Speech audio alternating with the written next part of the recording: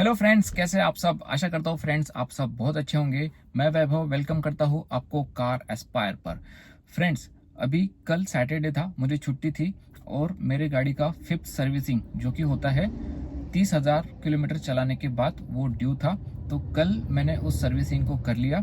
इस वीडियो के माध्यम से मैं आपको बताना चाहूँगा कि इस 5th सर्विसिंग या फिर जो भी 30,000 किलोमीटर के अंदर ये जो सर्विसिंग होती है, इसमें क्या क्या कवर होता है और इसमें कितना खर्चा हमें आता है। और हम एक लास्ट में आपको एक टिप दूंगा जिससे कि आपके कुछ पैसे बच सकते हैं।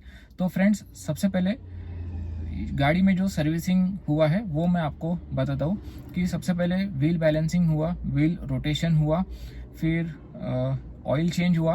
ऑयल इस बार मैंने रेगुलर ऑयल यूज़ किया है जो कि अपने गाड़ी के मैनुअल में भी दिया गया है, जो कि थोड़ा सा कम पड़ता है अगर हम सिंथेटिक ऑयल यूज़ करेंगे उससे। शोरूम वाले आपको सिंथेटिक ऑयल रिकमेंड करेंगे, लेकिन अगर आप नॉर्मल ऑयल भी यूज़ करते हैं तो वो भी अच्छे से काम करता है, उसमें कोई दिक्कत नहीं आती है। और हमारे गाड़ी के जो बुकलेट है उसमें भी वही ऑयल रिकमेंड किया हुआ है। तो ये सब हुआ। फिर एसी फिल्टर वगैरह चेंज हुआ, कूलेंट चेंज हुआ। यहाँ पे उन्होंने उनकी तरफ से मुझे जो अपने वाइपर्स होते हैं वो ब्लेड्स उन्होंने चेंज कर दिए, जो कि मैंने बोला नहीं था, लेकिन चलो उन्होंने चेंज कर दिया तो अच्छे के लिए चेंज किया होगा। वैसे एक साल में अगर आप ऐसे एरिया में रहते हैं जहाँ ज़्यादा बारिश होती है, वाइपर का ज़्यादा यूज़ होता है, तो उनको एक साल में चेंज करना ही अच्छा होता है। तो फिर मैंने भी उन्हें कुछ ज़्यादा बोला नहीं। फ्रेंड्स, ये जो सर्विसिंग है मेरी 30,000 किलोमीटर की थी, लेकिन मेरी गाड़ी अभी 23,000 किलोमीटर ही चली है।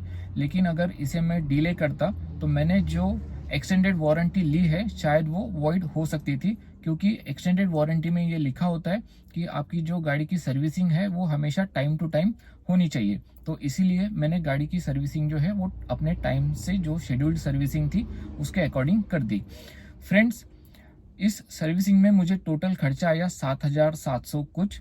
और हमारे नेक्सा के पॉइंट्स होते हैं, जब भी हम गाड़ी का कोई काम कराते हैं या फिर सर्विसिंग कराते हैं तो उसमें वो पॉइंट्स ऐड होते हैं। तो मेरे पास 2 कार से दोनों गाड़ी की सर्विसिंग होती है, तो उसमें मेरे 3,000 पॉइंट्स ऐड हो गए थे।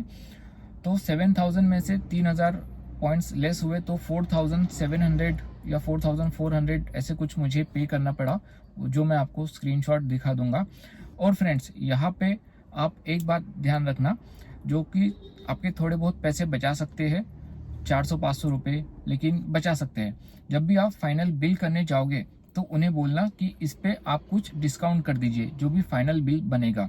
तो वो 5 या 10% लेबर कॉस्ट या फिर जो भी गाड़ी में कुछ पार्ट्स लगे हैं उनके ऊपर 5 से 10% गाड़ी का जो बिल बनता है फाइनल उसमें कम कर देंगे।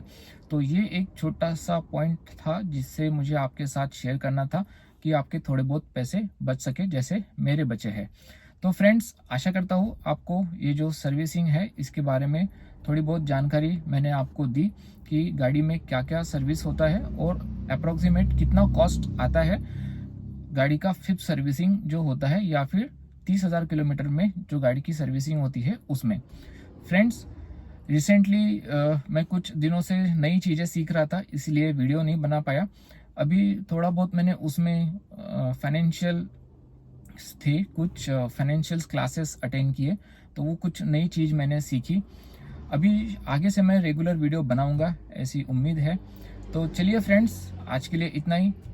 Thank you, bye bye.